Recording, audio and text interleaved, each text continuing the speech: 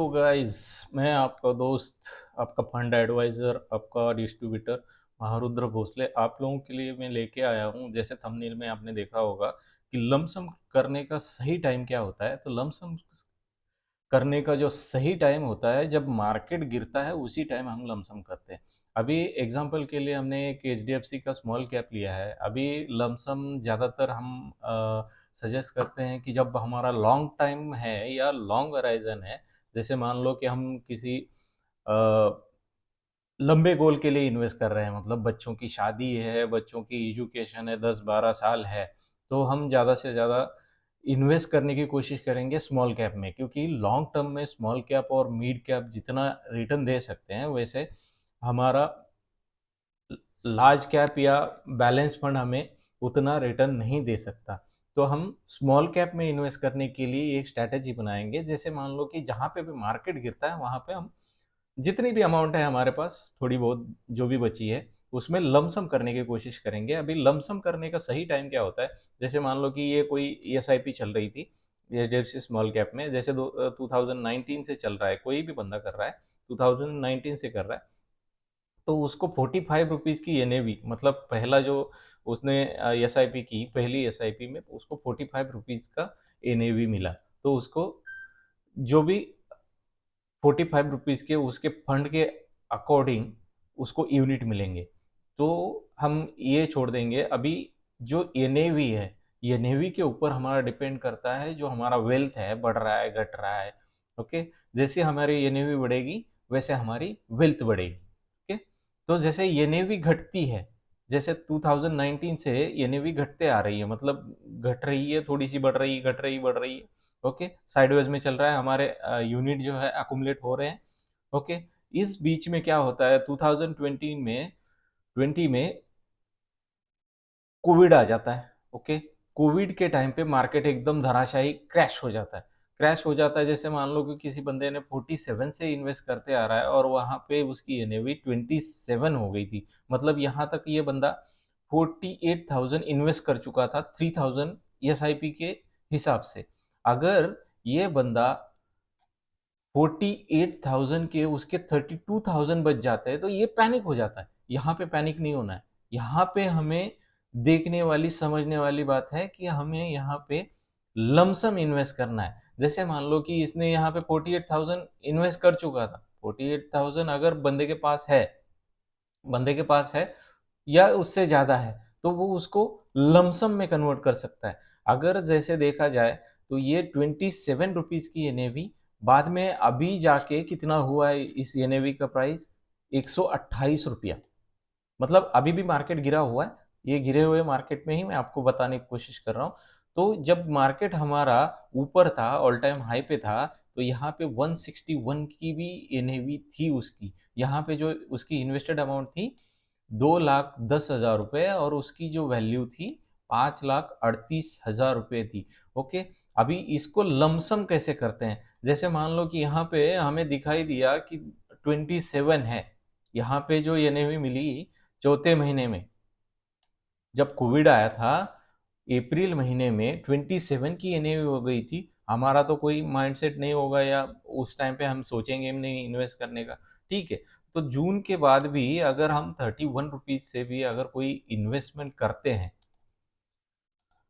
तो देखते हैं कि क्या होता है, कैसे होता है। अभी मैं लमसम का बताता हूँ। ओके, अभी ये लमसम अमाउंट जो है, ये 48,000 हमने वहाँ पे देखी थी। 48,000 अगर हम इन्वेस्ट कर देते हैं उस डेट में, तो उस डेट से आज तक हमारे जो फंड है वो कितना बढ़ जाता। ओके, ये 2020, और ये अप्रैल में नहीं है, तो जून में चलो मान लेते हैं। जून के 1 तारीख में हमने वो वो फंड इन्वेस्ट कर दिया। ओके, 48,000 का वो फंड इन्वेस्ट कर दिया। तो अभी उसकी जो वैल्यू है आज के टाइम पे, 48,000 की जो वैल्यू है, वो आज के टाइम पे 2,06,000 रुपये की वैल्यू है। मतलब कितना गुना हो गया? सीधा सीधा 4 गुना से ज़्यादा हो गया। अगर यही चीज़ मैं आपको थोड़ा सा पीछे ले जाके दिखाऊं, जैसे मार्केट गिरने से पहले, मार्केट गिरने से पहले 2024 में अक्टूबर से मार्केट गिरते आ रहा है। ओके, अक्टूबर के 1 तारीख में इसकी वैल्यू क्या होगी? इसकी वैल्यू थी 2,46,000। मतलब आपने इन्वेस्ट किया 48,000 और आपकी जो वैल्यू थी 2,46,000। ओके, तो अगर यही चीज मैं ये जो सबसे कम एनएवी थी कब में थी? अप्रैल में। ओके, अप्रैल के 1 तारीख में अगर मैं इन्वेस्ट करता हूँ तो क्या फर्क पड़ता है? तो इसको भी देखते हैं। अभी यहाँ पे जब इन्वेस्ट किया था 1 महीना पहले, बस 1 महीना 2 महीना पहले 27 रुपीज़ की एनएवी से हमने इन्वेस्ट किया, 48,000 सेम इन्वेस्ट किया। और आज की जो मतलब मार्केट गिरने से पहले की जो वैल्यू थी वो थी 2,81,000। ठीक है, तो मार्केट गिरने के बाद डरना नहीं है। अभी अभी क्या हुआ है मार्केट में? अभी अगर हम देखेंगे तो मार्केट में हुआ क्या है, जैसे अभी ये एचडीएफसी का ही हम एनएवी का थोड़ा सा विश्लेषण करेंगे। तो यहाँ पे जैसे 8वें 9वें महीने में ये 160 रुपए की एनएवी थी, 160 रुपए से गिर के कहाँ पे आ गई है? 128। तो मतलब आपको जो इतना गैप मिल रहा है वो गैप को आपको फिलअप करना है, या उस गैप को फिल करेंगे। मतलब मान लो कि हमें 12 साल 15 साल इन्वेस्ट करना था कि हमारा गोल अचीव करने के लिए, अगर इस इन बिटवीन ऐसे डीप आ जाते हैं और इस डीप में अगर थोड़ा बहुत पैसा डाल देते हैं, हम जितना भी होगा लमसम पैसा डाल देते हैं, तो हम उस टाइम से पहले हमारे गोल को अचीव करेंगे। ओके, तो अभी क्या इससे पहले ये ऐसे नहीं हुआ क्या? हुआ, बहुत बार हुआ। अगर मैं आपको यहाँ पे बताऊं तो जैसे मान लो कि 2019 से मार्केट वोलेटाइल था या गिरते आ रहा था। 2018-19 में इंडिया में जीएसटी का इम्प्लीमेंटेशन हुआ था, 2019 में इलेक्शन था, 2019 में पुलवामा का अटैक भी हुआ था। ओके, ये सारी चीज़ों को झेल के भी मार्केट खड़ा था। ओके, उसके बाद में ये कोविड आया। कोविड में तो मतलब ऐसे लग रहा था कि कोई जिएगा मरेगा, हमारी इन्वेस्टमेंट का क्या करेंगे। ओके, यहाँ तक पहुँच गई थी मेंटेलिटी।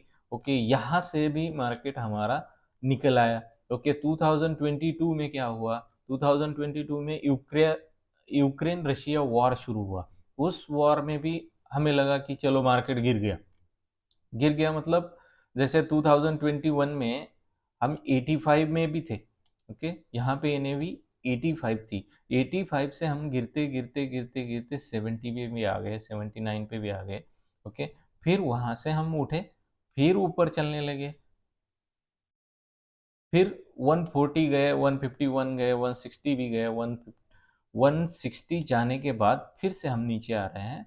तो ये जो गैप है 160 से लेके 128, मतलब हर एनएवी के पीछे जो 32 रुपीज़ है, 32 रुपीज़ मतलब एक 20% के आसपास का डाउनफॉल होता है। और इस 20% को अगर आप कैश कर पाते हो तो यही आपका जो एक्स्ट्रा रिटर्न है वही है। अभी यहाँ पे जैसे मान लो कि इसकी जो अमाउंट है, इन्वेस्टेड अमाउंट 2,25,000। ओके, 2,45,000। और यहाँ की जो इसकी आज की वेल्थ है वो 4,41,000 है। ओके, और उस बंदे ने यहाँ पे अगर 48,000 इन्वेस्ट किया है तो 48,000 के आज 2,33,000 है। अगर इसी को ये बंदा 2 लाख रुपए अगर पहले इन्वेस्ट कर देता है,